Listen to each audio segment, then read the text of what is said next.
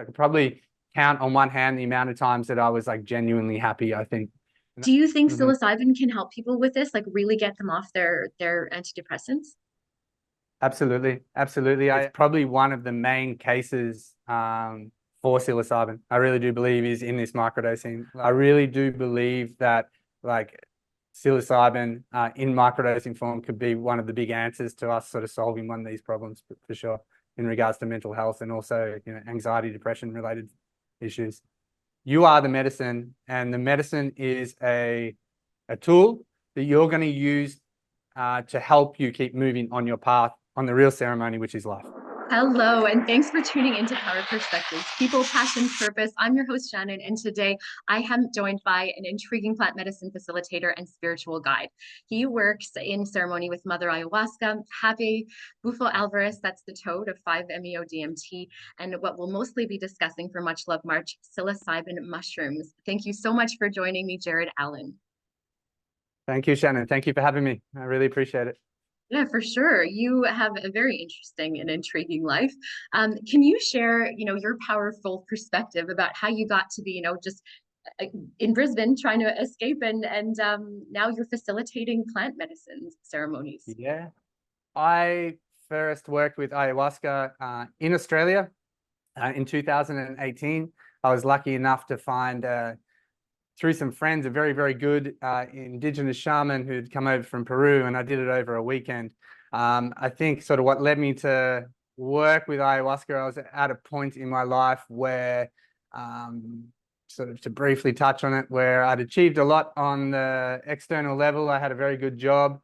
I had the nice apartment. I was wearing suits every day, all that sort of thing. But I was really sort of quite stagnant or sort of stuck inside, if that sort of makes sense. So I worked with ayahuasca.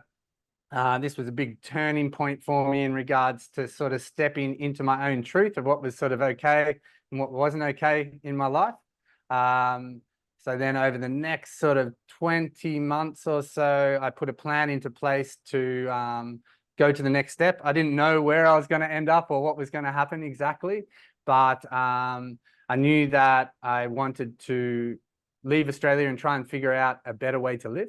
Got rid of all the things that I didn't really need as much. And then in October 2020, I already had majority of the plan in place. Obviously, the pandemic was happening. It was kind of hard because I was kind of ready to leave, but we weren't allowed to, as some of you might know, we weren't actually allowed to leave Australia, which was absolutely crazy. This didn't really sit right with me, I think, in regards to me having this, plan of newfound freedom and going off on a expedition to sort of change my life. So just through chance, and this has happened to me so much over the last 3.5 years. I ended up how I ended up managing to leave Australia actually was I was like in this backpacking group, in this backpacking, I don't know, South America or something group. And then basically I wrote this post like, hey, everyone, what are you doing once this is all over and we can travel again? And I'm stuck in Australia, I can't leave. I had all this plan, blah, blah, blah, in this Facebook post. And this guy, like this Australian guy who was in Brazil, just like pops up in my DMs. It's like, hey man, there's actually this exemption if you go here and you look through here and all this sort of thing. So I end up finding this exemption, and yeah, I got an exemption to leave Australia, and it's probably one of the most liberating parts of my life as well, because I just spent the last, just shy of 2 years like planning this big trip. And so yeah, I left Australia. And it was crazy. So yeah, I went to Mexico. So basically from there, I did a bit of travel. I still didn't really know exactly what I wanted to do. My intention was to essentially do some travel, try and figure out a better way to live. And during this process, keep doing some plant medicine work for myself, to work on my own healing, to work on my own growth. Ever since I've done it in 2018, I had just had a huge fascination with it. So like basically I would read anything I possibly could, watch anything I possibly could. And obviously I was having the experiences in Latin America for myself. So long story short, and I'm trying to put 4 years into into a short period of time here, but eventually it was probably bit over 2 years ago, I sort of had quite a sharp realization that, you know, what I should be doing and what I'm passionate about. And that was sort of, you know, plant medicine and also helping people with it. So around a bit over 2 years ago, I sort of started the process of trying to sort of like help in the plant medicine space. And once that ball started rolling, yeah, sort of here I am and sort of doing a few different things in the space as well. So That's amazing. And we have a lot of alignments. I've seen like where you've traveled and where you've spent time is like we've kind of been on a similar path, but like the exemption, we got the exemption also, and it was just like this complete liberation of like, let's go, let's get to wherever we can and let's get there as soon as we can. And yeah, now we're in Mexico. But thank you for sharing that. So like many people that find themselves called to the medicine are doing healing work. You know, they've hit some rock bottoms. They are dealing with trauma. They're dealing with things that it's really hard in, you know, what society now says, have a pharmaceutical, have this drug, have that. Was that the case for you, that you were, you know, trying to overcome some deep trauma? Like, you don't have to share what that was, but was the healing was what originally came to you, and then it just turned out to be, all right, well, I can actually facilitate this. I can help other people. Yeah, absolutely. Like, I'm a complete open book, so you can ask me absolutely anything. It's no issue whatsoever. I didn't have any sort of like specific trauma. There wasn't like a traumatic event, but the accumulation of things over my life, you know, not necessarily having a perfect childhood, but it wasn't bad. I had loving parents by all means, but I think I sort of, part of my trauma as well and part of my challenge as well is that I knew there is more for us in life than working 70 hours a week and showing your worth as a person from external things, you know. So that's sort of over the time before I sort of got to the point where I sort of said enough is enough. I think that had accumulated on me. I had periods where I became depressed. I never went and got diagnosed with any depression or anything along those lines, but I definitely was depressed, and it would sort of go like this, you know. And I was just at sort of like varying levels of meh. You know, it's probably the easiest way to put it. And I could sort of count on one hand. I think it, you know, the amount, especially over the last couple of years before I really sort of stepped into it, into really working on myself. The last couple of years, I could probably count on one hand the amount of times that I was like genuinely happy, I think. And that was a big thing. So I mean, you've lived in Australia. I was heavily partaking in the Australian culture in regards to, you know, work your ass off during the week, and then on the weekend you go to the pub and you get as drunk as you possibly can until 2 or 3 or 4 in the morning. You know, even sometimes, you know, doing some drugs and things like that as well. But I thought that's kind of what you did, and that was now in hindsight, you know, it was self-medicating. I was so sort of neutral and so sort of, like I said, meh, that it was sort of like my outlet for trying to have some fun.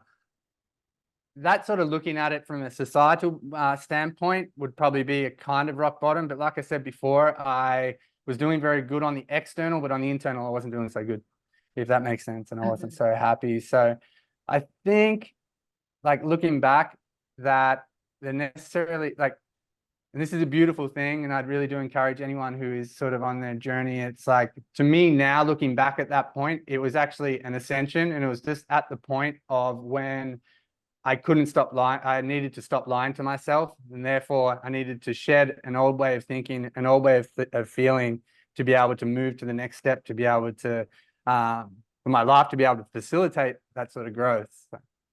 That's awesome. And one, I love various layers of meh. I like how you framed that.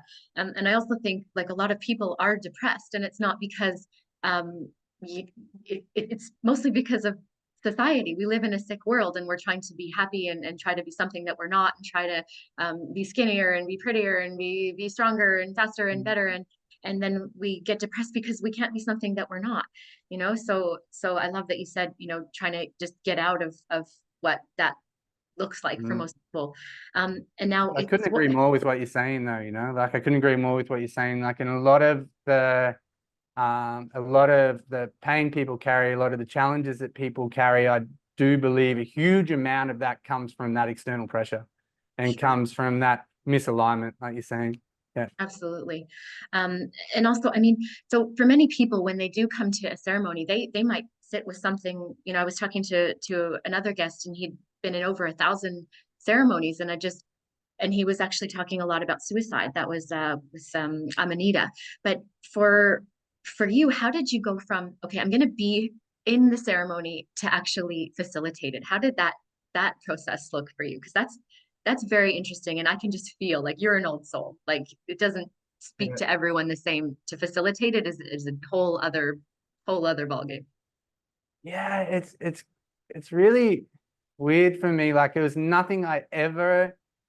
absolutely nothing I ever sought out to be, or it's nothing I ever sought out to do. It was never like a goal, and never for some reason really went really crossed my radar, you know. And it's like, even to this day, whenever I do a ceremony, like, I'm all over the place, you know. And I think before that, I sort of thought that maybe you have to be like a pro at it or something on those lines. So I think, yeah, if I was going to go to the specific point, I can tell you a little story if you like, of sort of Okay. like how that sort of happened. And basically, it was, like I said, just over 2 years ago. I'd already worked with ayahuasca a good handful of times for myself. But I also had that huge interest in it. And this was sort of like ticking away in the background, like this, like accumulating this knowledge. I just never really put this two and two together. And I was just accumulating this knowledge. And so it was around a bit over 2 years ago. I had done a very, very profound Bufo ceremony with two people who are now some of my dearest and most beautiful friends.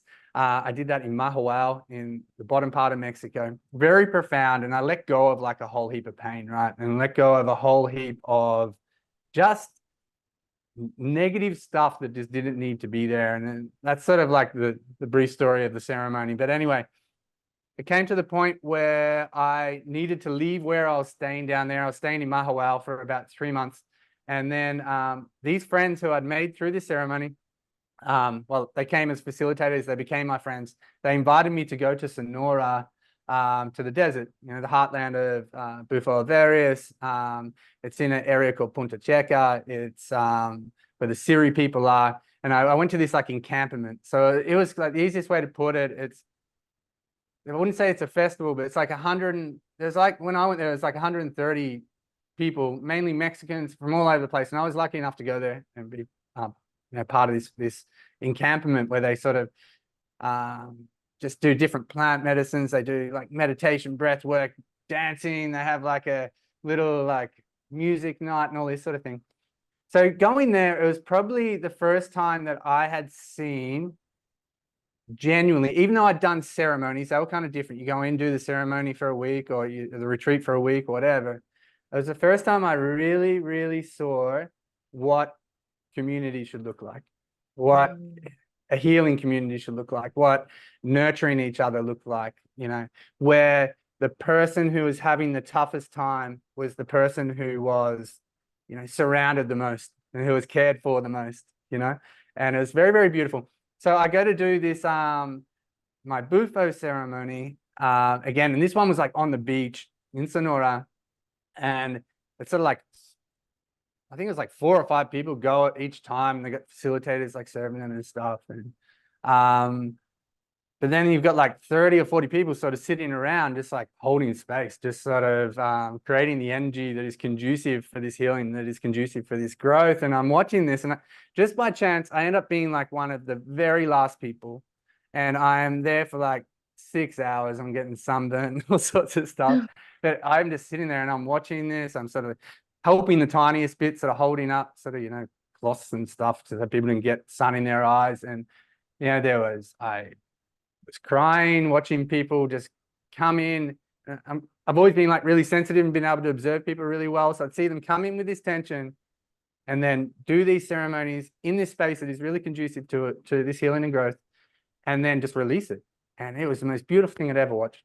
And I go then to do it was my turn, and I did the first sort of inhale with the Bufo, didn't connect super deep, did a second one, kind of like rolled around a little bit in the sand and sort of, came back to, and I was kind of laughing. And I remember as I was sort of coming back to, and my intention going into this was really about direction. It was like, what am I going to do? And once again, this is something that had never, ever had never really crossed my mind beforehand. To me, medicine work was me just going in and healing myself, right? And it was just like clear as day. It was like, when I got this answer, I was like, what about my intention? What should I do? It was just basically, it's like, it's what you've been doing for the last 5 hours. It's this, it's here, it's in the present. It's, you just, and it was nothing big. The message was as clear as day. It was just like, you need to help. That's it. Oh, that's And powerful. And just for yeah, people that don't know, like Bufo Alvirus is 5-MeO-DMT. It's the strongest, like 20 times stronger than dimethyltryptamine. And that's from the Sonoran Desert Toad. And that's yeah. so powerful, so intense. My partner and I are probably going to be having some in about a month's time. And so when you're speaking, like my skin's like, I'm getting goosebumps, Mm, and I love that you're talking about what a community should look like there. That's mm, incredible. And when you see that, you just want to remain in it. I imagine, like, you just want to stay with people with the intentional goal of helping each other and being together, and everyone take part and everyone take care of, the weakest link is all of us. So let's surround them. I think that's incredible. yeah. After that Yeah, it's Bufo, really beautiful. yeah, did you like, so after that, were you just kind of like, well, I can't go back to life as it was before, or?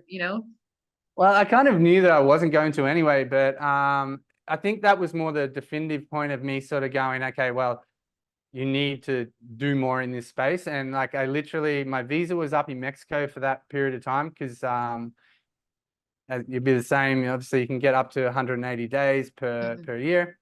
I had to leave. So I was going back to Colombia, and I was still sort of in this mindset where I'll be like, okay, what I'm going to do now, and this is like my next baby step into it, I'm just going to start going to like ceremonies. I might try and go to like retreats and stuff like that, and just sort of observe and see what they're doing and try and learn. And I was still sort of like trying to like apply for online jobs, and it was crazy. Like I was quite qualified for a lot of these jobs from my background of what I was doing before. And I'll get to like the end where they're like, yeah, we're gonna like send you an offer, and then they'll just like fall off the face of the earth. And I was just getting all these like hard no's from whatever this is, from the universe about it. And it was around this sort of same time I then sort of did like a mushroom ceremony for a group of friends. I've just sort of taken all the stuff that I'd learned from going to ceremonies for myself, and just did like a chilled sort of mushroom ceremony. And it was around this time too where I was going to the first place, the first ayahuasca retreat, and as sort of like trying to be a volunteer, I was going to go like wash buckets or something. I didn't really care, whatever it was going to be. So how I ended up getting into the facilitation, I guess, is I then went and I just started and doing not much, like washing buckets, but very, very quickly, because of my background, it was a up and coming retreat center. I have a business background as well, from my old life, or whatever the easiest way to sort of put it. Yeah. And and just sort of started, and then I sort of wrote all the programs I had all this knowledge, obviously, as I was explaining to you before. So I started like writing the programs for preparation, and I started, setting out how the week should look and how we're going to get the most out of it in regards to integration, word circles, helping people open up, helping them feel comfortable, helping them, go through their process. And as this sort of started, I then obviously was working alongside taters and shamans, right? So I just got to learn so much from them in regards to that line of the work. And I'm not a shaman. I'm not attempting to be a shaman, or need to put that label to myself in any way, shape, or form. But I learned so much, and learned so much through drinking medicine as well. So I do like ceremonies every once a month where I would drink for myself. But other than that, over the next period of time, around 6 to 8 months, and ongoing while I was working there, I'd drink like a little bit of ayahuasca, and drink like half a cup of ayahuasca, and work, within the ceremony. Obviously, we always had like a person who was completely sober within it as well. But this process in itself was just phenomenal, of learning to walk with the medicine, but still have a foot in each realm of existence, or each energetic thing. And that in itself, I just learned so much. And yeah, and so then I was would end up being I was the facilitator in regards to helping everyone through the whole process, the week, the preparation, feeling comfortable, the integration, all that sort of thing. And in the ceremonies, I was sort of next to the shaman a lot of the time. In Colombia, it's called a taita. In Peru and different places, it's usually a shaman. Very much they're the same thing. I would sort of act as the bridge in between,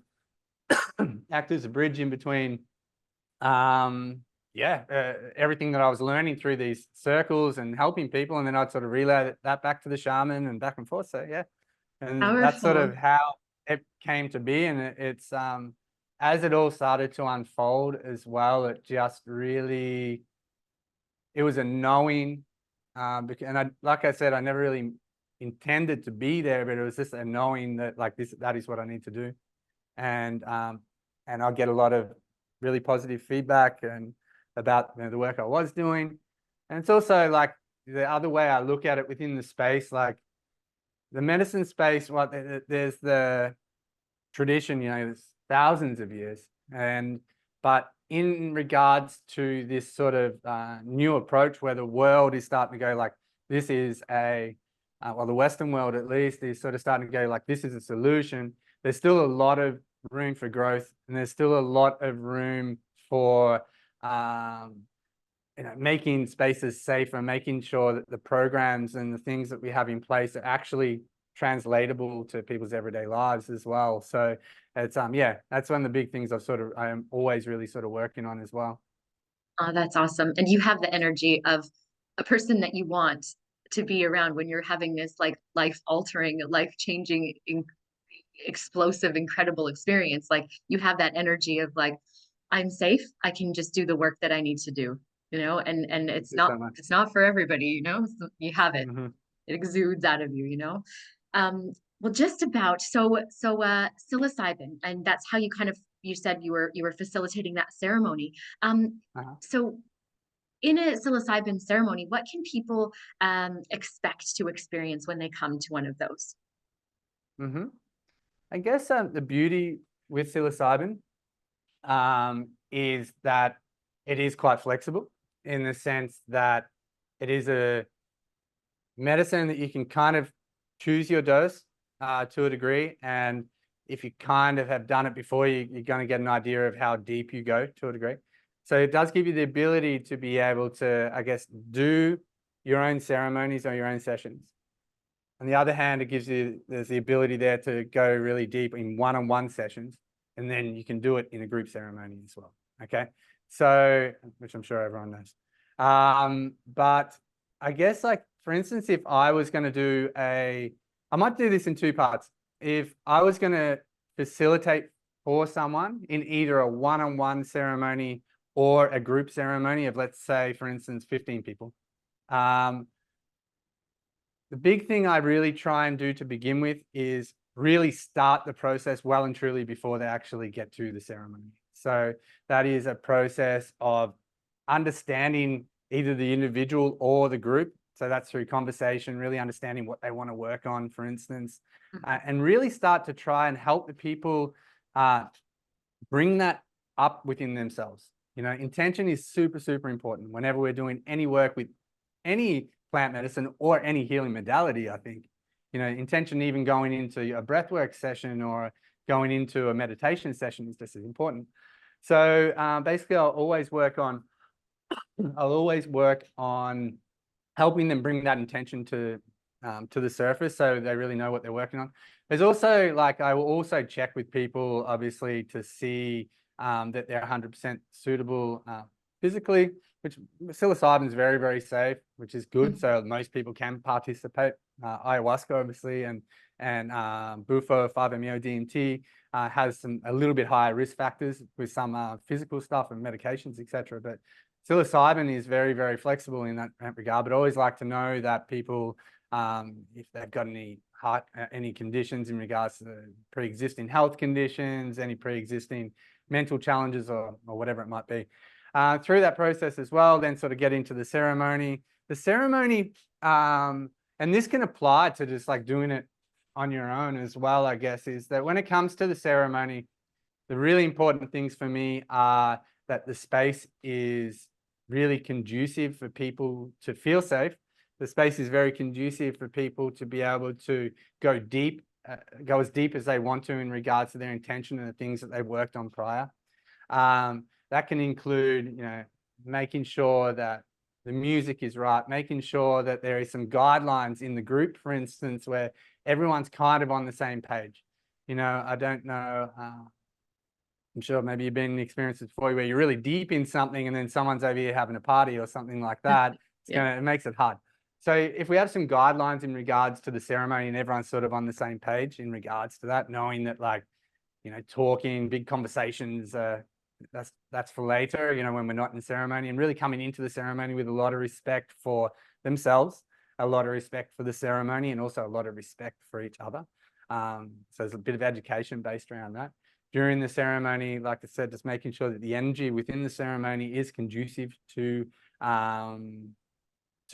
allowing people to go as deep as they want to. So like I said, music, just the general atmosphere, making sure no one or anything is going to interrupt that, whether it be external noise, people coming into the space, whatever it might be. You do cleansing throughout the whole process as well. And also in that education part prior as well, really showing people and giving them a foundation that they can go as deep as they want to, and supporting them throughout that process if needed. So if they do get to a point where they do need some help, being able to help them. And fortunately enough, like I said, I've had a lot of exposure to being able to help people through those difficult sort of challenges. The way I sort of look at it is like, sometimes doing plant medicine, especially psychedelic plant medicine, is when it's like jumping in a fast flowing river, and then sometimes, you can't go back the way. So you always got to go, the only way out is through. And you're going down the river, and sometimes like people get stuck on some sticks or like get stuck on a rock or something like that. So as a facilitator, the job is to build up a lot of your tools so that they know you can sort of go out there and just like push them off the rock so they can keep floating on down the river, And so analogy. People understanding that support is there is really important as well for them, I think. That's great. I really like that analogy. I think the when I first had an experience, the facilitator was like, it's like I don't remember the name of the band. It's like a classic band, but he's like, you don't always get what you want, but you get what you need. And then he played that, and it stuck with me. But Rolling Stones or something. The Rolling Stones, yeah. Yeah. But I like the river analogy probably better. So you described that really well. And for someone that's listening to this or just, thinking about plant medicine, but it's on that kind of not scared fence, but maybe scared is the right word. And they're just kind of deciding what advice would you give to someone that's kind of newly on their spiritual path that really could benefit from plant medicine? I think there's multiple parts to this. I think the most important thing to begin with is education. And so education there's multiple aspects to this, but one of them being like really start to understand what you are, the medicine you are going to take, if that's the way you want to go towards, but really start to understand it. Understand what your ideal scenario looks like for you to participate as well. And sometimes people need some help in this process as well. The next part is also understanding that you are the medicine, and the medicine is a tool that you're going to use to help you keep moving on your path on the real ceremony, which is life, essentially. So reducing that expectation that it's really challenging sometimes, because obviously with this Western mindset towards medicine is that, I am sick, I go to the doctor gives me a tablet or a pill or does a little surgery, and then it's like you just do a cartwheel and keep moving on with your life. With plant medicine, it's not like that. Life is where you get the healing, and this sort of helps us, unblock, change our perspective, change the way that we sort of think in regards to it. So I guess really understanding that this is going to be a beautiful tool. It's going to help you, but it's not going to solve all your challenges. You have to bring something to the table. You have to start digging into yourself beforehand and be able to really start trying to figure out exactly what you want to work on. I think that's probably some advice that I'll definitely give as well. But yeah, it's just, I guess as a whole, just sort of, it's a journey. It's the more we can understand, the more educated we are, the more the more that we can, really start to look at it as a holistic thing that's going to have multiple different aspects to it, the further you'll go with it as well. And just be open. That's great advice. I want to do a ceremony with you. I'm like, I would really Anytime. love to come and hang out and do a ceremony. That sounds amazing. I love that. Love that. You honestly are an old soul, and I'm sure that you know that. But have you ever had the question like, you're not a shaman, or what, like how do you kind of address people that are expecting, an older Peruvian man to come out with the headdress and feathers, Yeah. I guess because the two main plant medicines that I facilitate with me leading the ceremony being Bufo and Psilocybin. I have had a good amount of training, especially in Bufo, in regards to in Sonora with people from Sonora who have been practicing it for a very, very long time. So I was very fortunate in that regard.